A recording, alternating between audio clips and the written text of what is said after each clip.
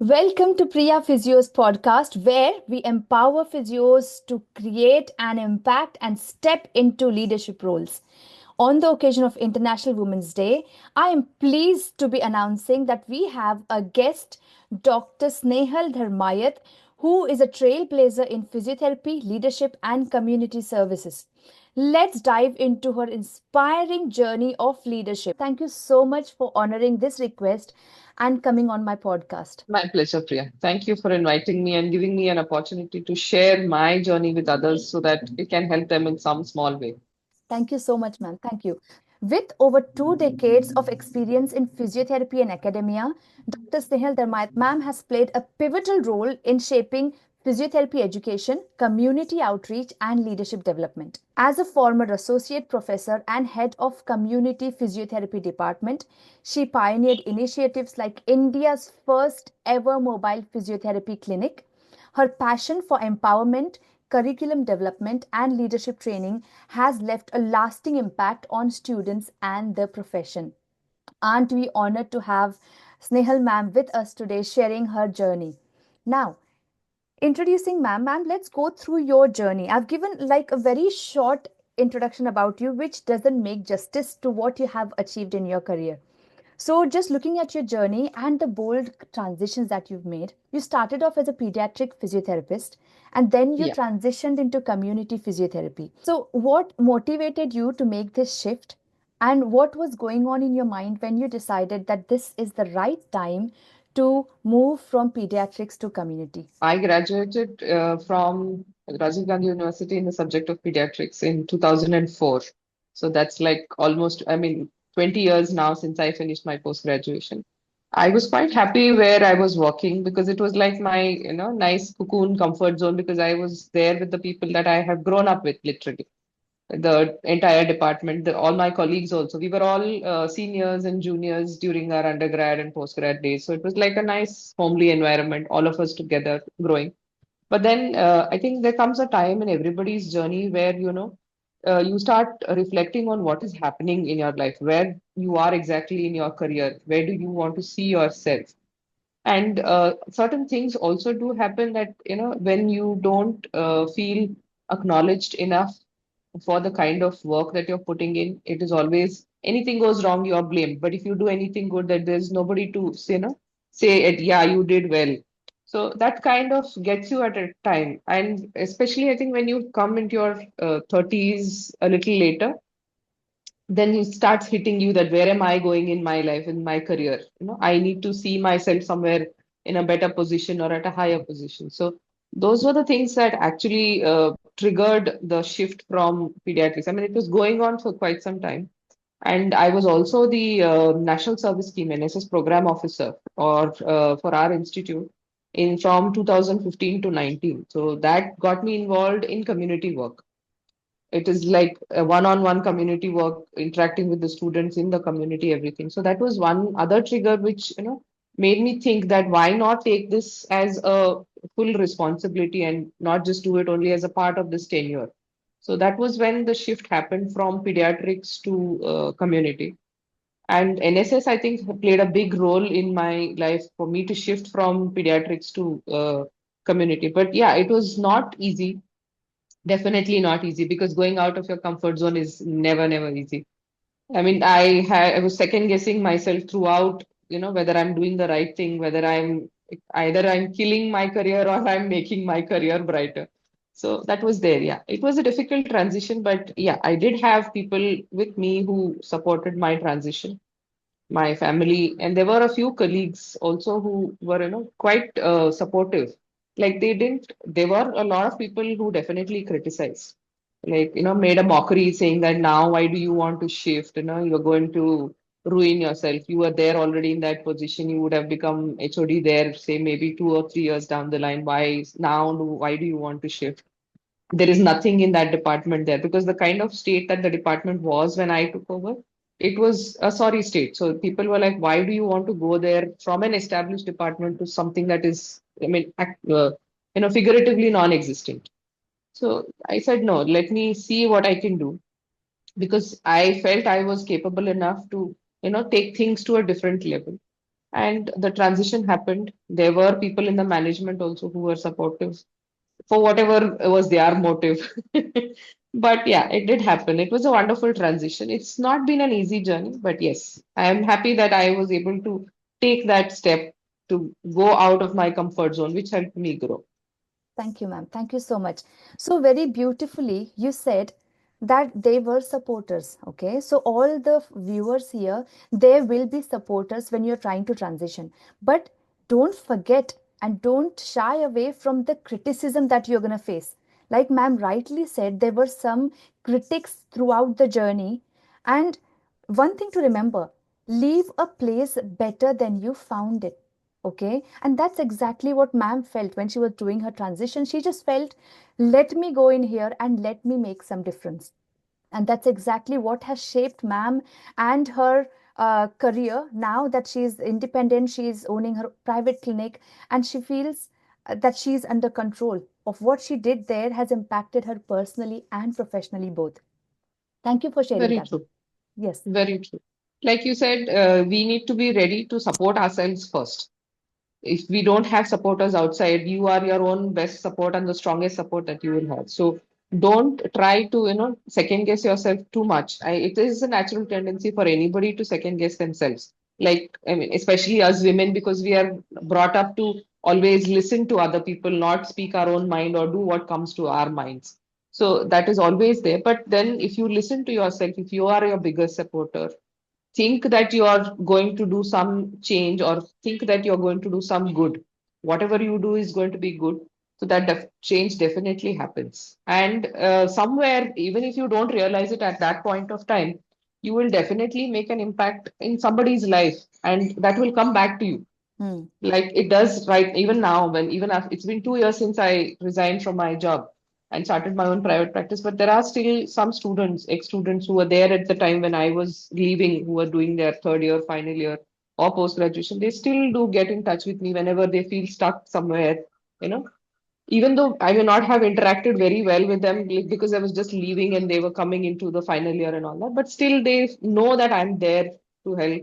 So it does impact you. So it's always better to, move out, do what you feel is good. It feels good to your heart. Don't think about what others will say because others will say things no matter what you do.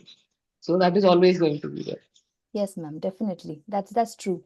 So now that we've looked at your career journey and the bold steps you took, okay, leadership always comes with fair share of challenges. You would agree with, Definitely. yeah? Yeah. Now, from being stifled from your work environment to having extra and bigger academic responsibilities, I would like to ask you, what were some of the biggest obstacles you faced? Give me three obstacles if you could, and what three key lessons did you learn from this experience? I would say the biggest obstacle is our own mindset. We need to change our mindset, thinking that we are capable enough to lead a particular team or lead a particular position or be in a leadership position because we women especially don't think that we are capable leaders. So we need to change that mindset that yes, I would and or I will be or I am capable of being in a leadership position. And people will take me seriously, people will listen to me. Second thing, I think the biggest obstacle that we face is getting people to cooperate with us because people generally don't tend to take women very seriously in leadership positions.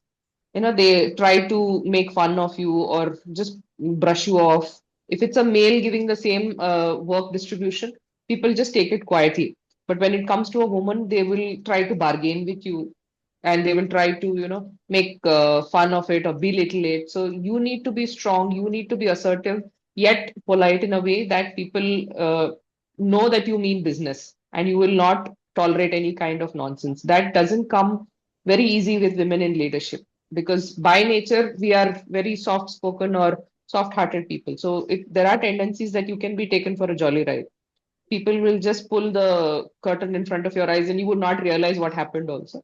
But then you need to be smart enough or you need to be vigilant enough to not let that happen and put your point across. Third obstacle I think would be managing both your life and the career part.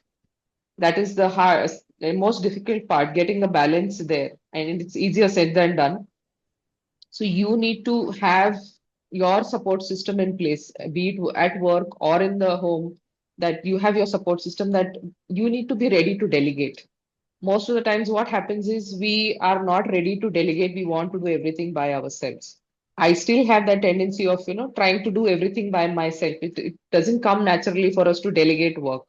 So you need to learn to delegate work to people, to get them to do that work, and get it done in such a way that they feel that they are important. You need to take everybody along with you and do that. It is a little difficult to do, but it's not that it is not possible. And I think that comes a little naturally for us women, because we are, always working with different kinds of people, even at home, taking everybody together along in the home and in the workplace. So that should be able to take care of that obstacle. But like I said, the biggest thing is all in the head. Mm. Change in mindset is going to change a lot of things for us. Definitely, ma'am. Thank you so much. So, from what ma'am has just said, we have three key obstacles, and ma'am, you have actually given all the solutions as well to those obstacles. So, one thing you said was mindset shift. And Yeah, if you don't believe in yourself, how would you expect that somebody else is going to believe in you? So that's exactly exactly. what we have to work on. Change things here, everything will change automatically. Your confidence grows because you believe in yourself. You walk taller, you stand taller, you talk with a stern, assertive voice. Now, you've been head of department, you've been the National Service Scheme Program Officer, and you've been a key figure in curriculum development. What challenges as a woman, you've already touched on them, did you face as a woman leader? And is that one big key takeaway? Now, just imagine I'm a new physio woman and I have an opportunity to step into leadership role. What is that one thing that you want me to think about before I step or say yes to that role? The one thing that I would say is think that you will be able to do it. Don't second guess yourself. Okay. Because if you are not confident enough about yourself, it shows on your face. And when that shows, people will understand that you are not confident. So then they will start playing things in a way that you start losing more and more confidence in yourself. Because the world, by and large, doesn't tolerate women leaders well. Even in this 21st century, women leaders are not tolerated well. So, and it is very difficult for a male dominated society or a male dominated organization to take commands from a woman. So, if it shows on your face or in your behavior, in your body language, that you yourself are not confident, then the world is going to play you really bad. So, when you're offered a leadership role, make sure that you are fully prepared mentally, if not physically, at least mentally, you need to be very well prepared, that come what may, that you are ready to face all the challenges head on. And like I said, keep your support system in place. You take opinions or you take advice from people whom you look up to and who you know would give you advice in good deed, not just for the sake of giving advice or seeing you fail or whatever like that. So keep people, such people around you whom you know you can trust or whom you have faith on. Then take their opinion, and then whatever suits you, that particular situation, what is there, implement that. And keep yourself updated of what is happening around you. What are the things that are expected. Make sure that you ask or you get your job description clear in the beginning, because in certain leadership positions there are certain fine lines which generally are not specified, and then there comes a day when they will say that this was expected of you but you didn't do, whereas you are not aware of it. So get everything clear. That helps you to be in that particular mindset or in the frame that yes, this is how I need to work. It sets a direction to your working, that this is the way I need to work, or this is the way I need to put things in place. So that is very much required. And having people around who you can trust with the finer details of some confidential information, but who will give you good advice, that plays a very, very important role. Thank you, ma'am. Ma'am, you have actually touched on three key strategies that are required for anyone, not just physios, but anyone, any professional. Number one is clarity. No matter what you are doing, you have to be clear on what is expected of you. Number two, you touched on supportive network, and now that is networking. How you maintain and nourish that network is up to you. Yeah. Okay. And all the physios who are out there and women, it is important for you to establish relationships, but not just transactional, where you just talk and forget. Then you can't rely on that person when you need them. If you want authentic relationships, you have to be genuine. And that's when that supportive network comes into play. So it's not just transactional, be authentic. And if you have noticed, we are following a golden thread here in this interview. We are halfway through, and that golden thread is your mindset. Mindset. Ma'am started with believing in yourself when you're stepping up to leadership. Moving on to community impact, right? And giving back to the society. Now, this is Yeah. such a kind and dharmic responsibility, that you as a human being have the most developed brain in the world, in the on the planet. Okay, so how do you ensure that you are not just taking all the time, but you're giving back? So, just touching a little bit on your experience in community camps and the experiences you had as a lead in NSS projects, what would you say that our young physios need to understand when it comes to giving back? First thing is you need to have gratitude for whatever you have in life because there are so many people when you, especially when you work in the community, you realize that whatever privileges you think are, a given in your life, you take them for granted. Most of the people don't have those. So when you go out and work, especially in India, in the rural setups, if you go and visit the schools, the houses that are there, the communities there, you will see that like we have 24 hours electricity, water supply, a good house, good clean clothes, good food on the table. For them, it is, and it comes easy to us. But for them, they have to work really hard, especially children in the schools. We've had the privilege of going to good schools, wherein we had benches to sit on, desks to write, books which were our own, not lent by somebody else. And we had new books every time the academic session started. So those things are not easily available for most of the people in our country. So you need to have a gratitude to whoever is giving you all of that and to the world in general that yes, I have enough and I am thankful for whatever I have. It helps you stay rooted to your ground. Second thing is humility. Just because you have graduated or you have gone into a healthcare profession, don't think that you are great because there have been people who are greater than you and who will be greater than you in the coming years also. So be very humble, but make sure that you know where is your place. You have to have self-respect and make sure that others also respect you. Don't allow others to take you for granted or put you down in the team that you're there, the multidisciplinary team, because most of us physios work as a part of the team. Independently we function very less. So as a part of the team you should know your place and make sure that you remain in that place. Don't give people to put you down. Don't create anything that you put them sorry, it makes them put you down, make fun of you in the team Mhm. or not give you importance in the team. That is another thing. Then when you work in the community, you learn how to be a part of the team because one person cannot do everything. So you need to have that understanding of how the team dynamics works, understanding of human nature, how everybody is going to function. Because the way I work, everybody else may not work the same way. So I need to be in a position to adapt myself when I'm dealing with different kinds of people. When I talk of the student community, I need to understand how the student community thinks if I'm in academics. So I need to get to the students. I have to be in a position where I talk their language. No, not necessarily the language, but at their level of the vibe that you call. So you should, even though I am a senior, I should be able to vibe with the younger generation. When it comes to the community leaders, when we go and approach, you need to understand what is their background a little so that you don't offend them, but you get good cooperation from them.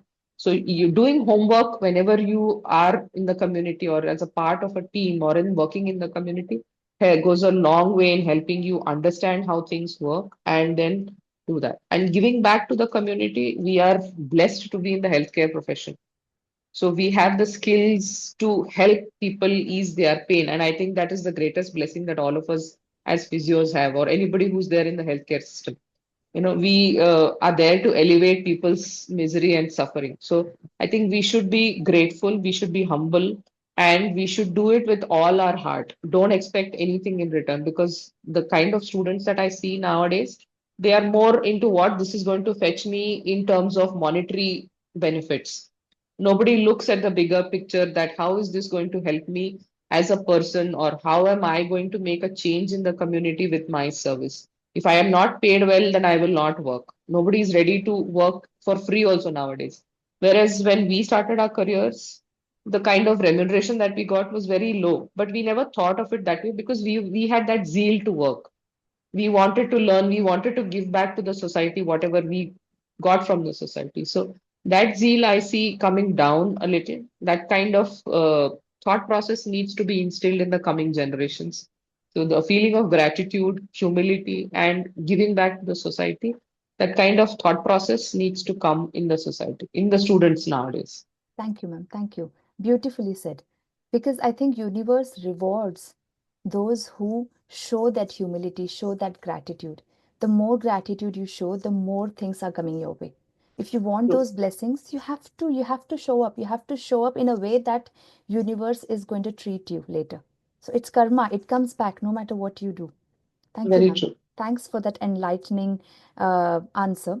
Now let's talk about empowering women in physiotherapy. Okay, you have been a lead in women's cell at university. So tell me, what needs to change when it comes to leaders who are running these cells? Leaders, when it comes to the executive leadership, what needs to change in at that level in their thinking to ensure that everyone is treated equally? Like I said, women leaders are quite few, and the ones who are there are not tolerated well. They are given names that she's very dominating, she's very arrogant, and all of those things. Because, like I said, for us women to get our points across is a little difficult. Nobody takes it seriously. Not even women take another woman seriously. So that is the biggest challenge that we have, getting the point across to other people. So we need to have the ability to identify the suitability of an individual for a particular kind of role, because not everybody is meant for all kinds of work. So we need to have that ability to identify that this person is good at these things, and give them work, or delegate certain kind of jobs to them which they are good at, because that will make them feel good, and they will be more productive there. So they will put in their 200%. If you give me something which I don't like, or I'm not confident about doing, so then I would still hesitate a little more, and the work is going to turn out of poor quality. But if you play my strengths, then the work is going to be very good and it will come out well. So that ability leaders need to have, and don't think that a person is capable only based on their gender. Because I mean, if you are delegating roles, like if you want to make somebody a leader of the team, don't say because she's a woman she may not be able to lead well, so don't give her the leadership role, make her the second lead. No, that doesn't work. A male leader and a female leader, irrespective of their gender roles, they will be good leaders if you put them in that position. So trust them with that position that is there, and create an environment. Work environment should be conducive where everybody is treated equal. Like if you're considering, supposing I have an health issue and the management is considerate, but when it comes to giving incentives, when it comes to giving promotions, the health issue that I came up with or I had is held against me, saying that you lost so much of time because of this health issue. It's not that I did it on purpose. Men have their own other issues. Women, especially when we come into the leadership roles, we are in our 40s, right? So we do have a lot of hormonal issues and all coming up that time. So there are going to be days when we are not able to give even 10% of what we are capable of. So that time, don't hold it against them that your work is lowering. You understand why that is lowering. And you create an environment that is supportive, that is conducive to a woman to give in her best. I don't know about the UK, but in the US, they do consider this perimenopause and menopausal women. where they are given days off when they are not feeling like it. But that kind of understanding to come to India, I think it will take another 15, 20 years. And hopefully that does happen, because work environments, one of the reasons for me to quit was the work environment was not very conducive for the things that I was going through. There was a lot of conflict, mental conflict. There was a lot of work conflict that was there. So, and that started showing on the physical health. And the work environment was such that they were only looking at the performance. Why that performance? When a performer who was already doing well, when their performance dips, you need to understand or you need to analyze why that is happening. Don't just hold it against them, especially when it comes to a woman. So understand that and make sure that you create a situation or you create a workplace where she is made to feel safe. She is made to feel belonged, and she contributes more. So that is going to help you create a better leadership for women in the future also. Being in the women's cell, yes, that I have understood that what you need to basically understand the psychology of people. So you need to keep, like I said, keep yourself updated, observe how things are happening, observe what people are doing, learn from those observations.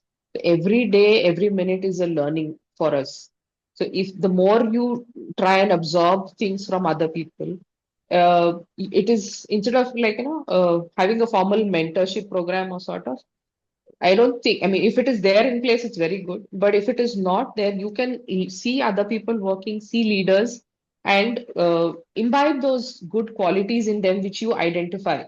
Like somebody being assertive. You are not assertive, but the other person, the other lady who's in a leadership role is assertive. So analyze what is it that she's using, what tactics she's using. So those, some of which even I can incorporate, because everything doesn't work for me also, right? So it's not a one size fits all. So there are things which I can take from different people and imbibe them in my character, in my personality, which is going to help me become a better leader. And women in leadership roles, they are generally not supportive of other women. So we need to be our own best support system. They say, right, even in the family thing, that a woman is her worst enemy, because when women go to top leadership programs or top positions, we our women them ourselves pull them down, saying that she must have done something, so that's why she's got, or she must be having everything sorted at home, that is why she's able to give time to all of this. No, everybody's story is different. Everybody has their own set of challenges. Even if I have a full-time maid at home, managing that maid is also difficult. It doesn't come easy, right? So we need to be empathetic towards others, understand, don't judge people by what you don't understand or only on the face of what you see, because everything goes deep. It's like just the tip of the iceberg. So you need to be open to thoughts, you need to be open to observations and learning. Constant learning is only what is going to take you far in life, whether it is in a leadership role or not in a leadership role. Thank you, ma'am. Thank you. Thank you so much. There were so many things that you touched on when it comes to empowering leaders into leadership roles and action that needs to happen from the top. No matter how much we are ready from within, if we don't get that help, support, lift, we will be still beating ourselves and saying, I don't think I'm ready to do this, because you don't Mm. see that happening at the top. And what you beautifully said is labeling. Women are labeled. Okay, and that labeling is something that we are fearful of. What if I try and I fail? Somebody's going to make a mockery out of me, and I better not go there. Okay, that's number one. Then you said play with your strengths. Okay, and this has to happen from the top. They need to understand, as leaders of an organization, how they play with your strength and your team's strength, and give them roles accordingly, not based on gender bias. Sure. Okay, you touched on US, which is really good to know that there are already policies in place. In regards to UK, we have policies which are around equality, diversity, and inclusion, and they have protected characteristics. And one of them is you're a male or a female. Okay, so gender is one of the characteristics. Marriage is another characteristics, and gender reassignment, which is coming quite, it's out there now. That is another characteristic. So if anyone was bullied or based on their characteristics, they will face the issue and they will go through disciplinary issues as per the equality, diversity, inclusion. And one thing you mentioned was mentorship. How beautiful is that? We think when we reach to a certain level, we know it all, right? I don't think I need to learn anything. But you know what? Even Sachin Tendulkar, he had a coach because Yeah. the coach knows your limits and he knows how to push you past it. Never undermine a role of a mentor. Never ever in your life. So that is really beautiful. So three key things to remember here is don't be afraid of labeling that you're going to get, which is going to end up in fear of failure. Okay. Number two, playing with your strengths. And this is for the leaders. Play with the strengths of your team and give them roles according to their strengths, not their protected characteristics. And number three is people. Please, please, please look for a mentor who you align with. You both have to be on the same page. Now, what, ma'am, you are saying, as your student, I didn't know that existed because I don't think we build that relationship when we are student, and mentor-mentee relationship isn't there between a teacher and a student in a formal education environment. But as soon True. as we take those two people out of that university, college environment, we are so open. We are talking with each other. Gratitude. You spoke about mentorship. You spoke about humility. We haven't learned this in university. And I don't think our education system is designed for that. And hence, we see that we have to host podcasts like this to empower physios. Very true. The education system, as such, doesn't have these things. These are called as, what do you call them as, soft skills. And these are as a part of the hidden curriculum. They are not explicitly taught, but and the students are expected to imbibe these by looking at the teachers, by looking at the seniors. But what is the sad part is the seniors, teachers themselves don't know that the students are looking at them, they are observing them. Whatever good or bad you do, your students are observing you, no matter how much you tell. Same as the case is with children at home. You may teach them certain things, but if you don't practice them, they will see that you're not practicing and they will learn that more than what you're actually teaching them verbally or physically. So, same is the case with students. You are giving them academic knowledge that they can find anywhere in the books. How to use that academic knowledge for the benefit of themselves and for the benefit of patients is what they see you doing, right? So, what they see is what they learn. So the teachers themselves need to understand that this is the process that is there. So they need to have those characteristics or need to imbibe those characteristics and make sure that the students also learn those. Now, the trend is there is a formal mentorship program in place because that is required as part of the accreditation process. And most of the universities do have that as a part of the student welfare thing also that is there. But the sad thing is most of the teachers don't understand how a mentorship program works. I had the good fortune of doing a certification. I did a fellowship in health profession educations where one of my modules, elective module, was student wellness. So that was where I learned actually how a mentor-mentee relationship is supposed to happen. How are we supposed to conduct mentorship meetings with the students? What are the things that we have to talk to them about? And how do you go about doing that? So that has helped me a great way in understanding or forming better relations with my students.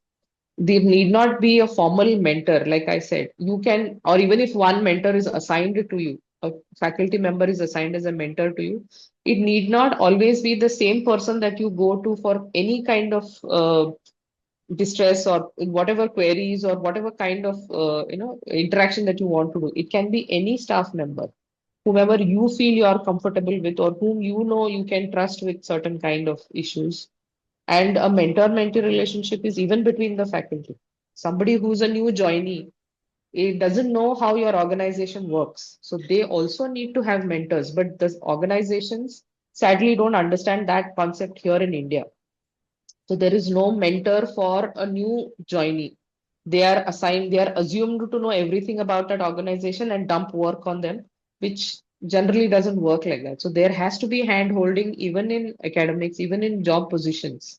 Like a senior person, you assign one junior to that senior person who teaches them or who tells them about how the organization works, what are the things that need to be done, how it is to be done, all that. So it makes your mental space a lot more clearer, a lot more lighter. You don't have to carry that burden of whether I'm doing it right, whether I'm every time you do something.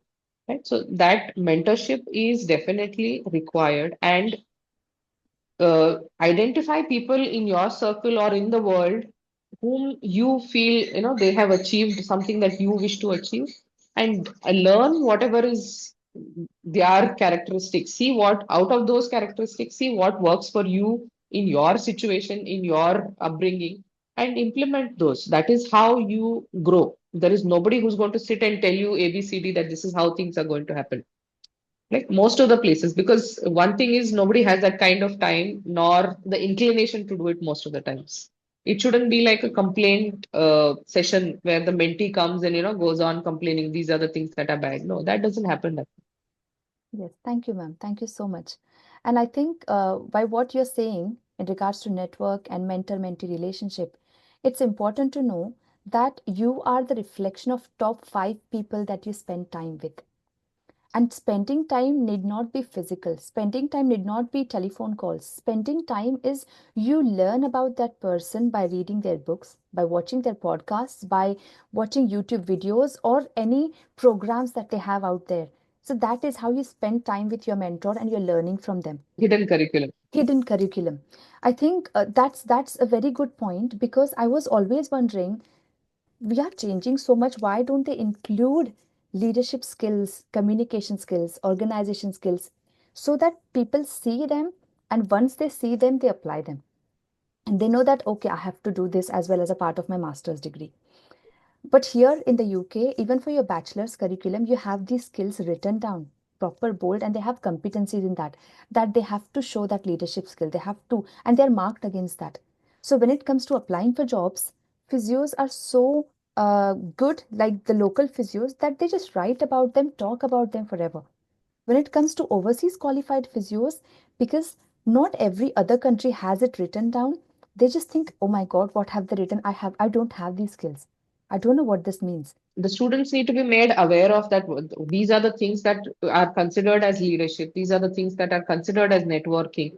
So they know that, yes, they have also learned that. What happens, like you very well said, in the UK, they have explicitly spelled out competencies that these are the things that are required. And so students know that, yes, I have done these, I have these. Whereas in India, and now since the outcome-based curriculum is coming into place, we are also spelling out the kind of qualities that we want in a physiotherapy graduate, and we are training them as per that. Even for the medical curriculum, it has been revised. They have a module, entire module called as the ATCOM module. That is the attitude, ethics, and communication, which is the affective domain where they are evaluated. So they have an entire module on that. A part of that we have also used for our physiotherapy curriculum in Kahir.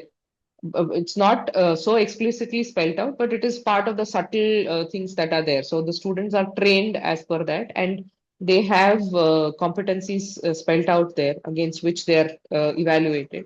So yeah, we are going along the path. It's a work in progress, but I think it will take at least another 5, 10 years for our graduates also coming out of India, where they also understand explicitly that yes, I am able to, I have these qualities in me, and they'll be able to write because they will be in a better position to understand that or learn through this process what is happening.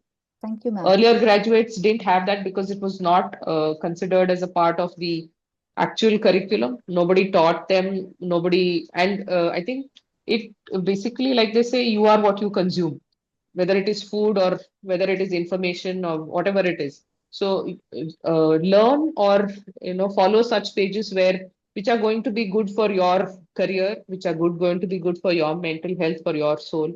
So you should have diverse interests basically. Like you are into spirituality and philosophy. You are into profession where you are following certain people whom you like or the kind of work that they are doing to see where the world is progressing or whom you align with, by way of your mentality or work ethics or whatever. Then socially also, if you want to do well in life, there's certain people that you look up to. So follow those people. So having a different array of things which you consume is also good for you as an overall growth or a overall development of your personality. Definitely, And ma'am. nowadays, social media consumption is too much. So you have to be very wise in what you consume there. All the overseas qualified physios who are second guessing their skills right now, I am the product of this university, Kaher, KLE. It wasn't taught when I was out there, okay? When I graduated in 2009, when I did my masters in 2011, it wasn't written down. But look at me, if I can do it, you can do it. That's it, as simple as that. You just have to identify that. Thank you, ma'am. Let's talk about the vision for the future of physiotherapy. Okay, so with your expertise as a physiotherapy leader in community service in academia, where do you see physiotherapy in 10 years' time? Physiotherapy is a growing profession, but sadly, we physios ourselves are trying to demean our profession by, not having a uniform consensus when it comes to work ethics, when it comes to demanding what is our right in different organizations, in different positions of power. So we all need to get together on the same page and, make sure that we are strong enough to put forth our point across, but humble enough to stay rooted to our grounds. For me, in the next 10 years, I see physiotherapy growing to more than what it is now.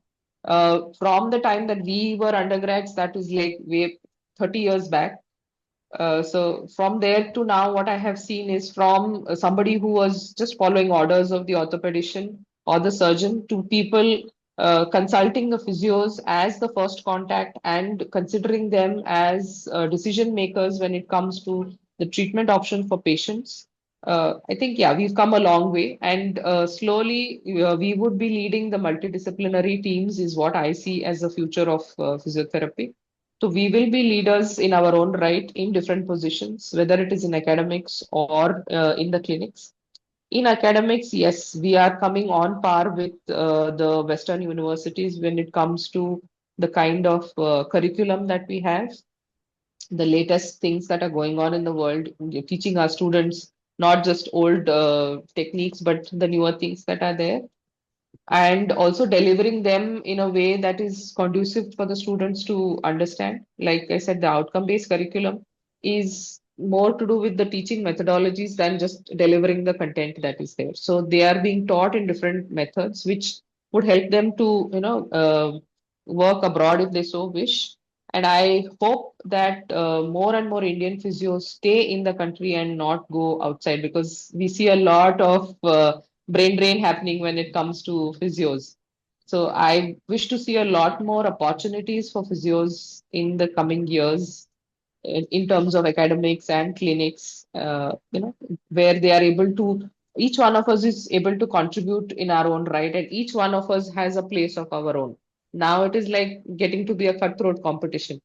Instead of me showing that I am better, I will try to pull somebody down. That kind of attitude just needs to, go out from the physio community. That don't say that what he or she did was wrong and I am right. Just make sure that you treat or you manage that person so well that they themselves know that, they were not getting a good quality treatment from maybe somebody where they went and it didn't help them. So yeah, quality is always more important than quantity. Thank you. It may not give you the kind of monetary benefits that you want, but in the long run, yes, it does make a difference. And money will come one day or the other, but your name, your humility, your gratitude stays with you forever. Yes, definitely, ma'am. Such beautiful words. I think it's important for people to understand what you become in the process is important, as opposed to looking at the short-term gain of how much can I earn more than my friend or my colleague or my peer. That's like you're in a race to do something. Whereas if you invest in yourself, if you want to bring yourself as a good human being, work on yourself, on your mindset. Again, this golden thread has been throughout in every single discussion. This is very important. That will bring out gratitude, that will bring out your humility, that will bring out your belief system. So beautifully said, ma'am. So, ma'am, if our viewers and followers want to find you and reach out to you, what is the best way to get in touch with you? My clinic page is there on Instagram called Physio Belagami. So that is one page, or they can always reach out to me on my personal page also, Snehal Dharmayat. They can always DM me, or I can. My clinic is here in Belgaum. I can share my number with whoever wants to get in touch with me, or they can get in touch with you. You can redirect them to me. So the best way is basically through Instagram and Facebook pages that I'm there available. So they can always DM me and I will make sure that I answer each one of them, whatever queries they may have, or in whatever way I can help them. Thank you so much, ma'am. So, ma'am could be found on Instagram, Facebook, Snehal Dharmayat, Snehal Dharmayat. I'll write the description and look at the description. And if you want to get in touch with ma'am's clinic, it's called Physio Belagavi, which I'm going to write in the description as well. So you can get in touch with ma'am for a formal, informal discussion about you. As you said, you align with somebody, they become your mentors and you follow them closely. That's exactly what was the point of this podcast today on Women's Day. I'm wishing all the viewers and followers a very happy International Women's Day. I hope this helps you. But before we leave, I have a small uh, request, I would say. I have written a book on leadership guide for physiotherapists, which was published luckily on Monday. And I just want to get this book. I want this book to empower and shape physios' lives. The book is full of practical strategies, full of tips, and personal journey that has helped someone transform from where they are and take on those bold steps. I just want to ask you one question. What is stopping you from accessing that book? Ask yourself this question. If you aren't in your dream role, there is something definitely that's missing, and there is something that you don't know. Yeah, they are fortunate enough to have resources and people like you who are providing them the resources. Because when we started out our academic careers or our careers, we didn't have any kind of resources where we could, read about how to be a good leader, what are the things that are required in leadership roles and all of that. So they are fortunate enough to have resources, and I would advise all of them to make use of your resource. And I myself will try to access to that resource and see read because I love reading different kind of books and I am very happy to read what my students have written. So I would be very happy to access that book and I would advise all of the students, especially the aspiring physios who just graduated or going to graduate, looking for roles outside to read your book so that that helps them in their career paths. It is always better to have resources and make use of the best resources that you have at your disposal. And nowadays, everything is available on your fingertips. So it is very, very easy. And good resources are very hard to come by, especially in physiotherapy. So if it is already out there, I advise all the physios, young physios, to make use of the guide what Priya has written and get your careers kickstarted. Thank you so much, man. Thanks a lot for this insightful, incredible discussion. I'm sure there are lots of key takeaways throughout the podcast and interview. I really appreciate your time and your humbleness to be here on a social media platform like this. I know you had to go through your own challenges to face camera and to be here with students in a different scenario, especially if you were a teacher, student, like classroom environment. It's difficult for you to come out of that comfort zone and be here. Thanks a True. lot. It is a new learning phase for me now. Since COVID, we've had to have online classes facing camera, and now I've been enjoying this kind of interactions that are happening on Instagram and on the podcast and everything. So yeah, it's a learning process, and I'm beginning to like them. And I wish to continue this further in case anybody is willing to invite me, or probably I may also do that maybe in the near future. I hope so. So let's see how things go. And Why it was not? immensely my pleasure, and I'm grateful to you for considering me on International Women's Day to give my two bits so that others are also inspired and it helps them in their journey. Yes, thank you, ma'am. Ma'am, everything happens for the first time. This is my first podcast, and I was lucky enough to have you on my first ever podcast. So you My are the pleasure first one entirely. here. You are the My change pleasure maker. entirely. So, if this episode, all the viewers, if this episode resonated with you, share key takeaway, one key takeaway from the podcast, and tag another empowered woman in physiotherapy that you admire. Thank you so much for joining us. Take care, everyone. Thank you. Thank you.